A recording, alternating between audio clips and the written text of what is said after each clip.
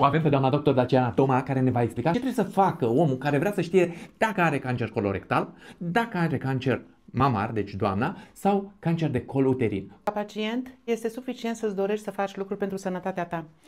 Este suficient să te duci la medicul de familie, să-i spui că vrei să vezi care este starea ta de sănătate, dacă ai riscul de a face anumite boli și vrei să vezi dacă nu cumva au apărut modificări de la ultima ta vizită.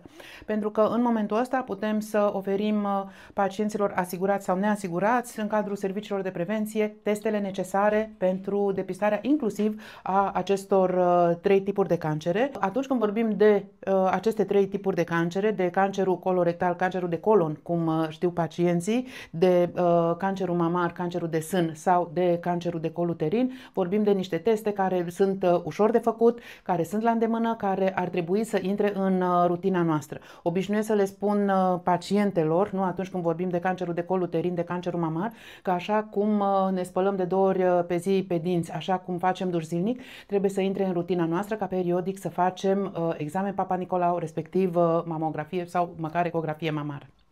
Și toate aceste teste sunt gratis pentru voi și ați auzit ce a zis doamna doctor. Asigurați sau neasigurați, tot gratis sunt, nu doamna doctor? Da. Bine, ne vedem la următoarea emisiune live cu doamna doctor.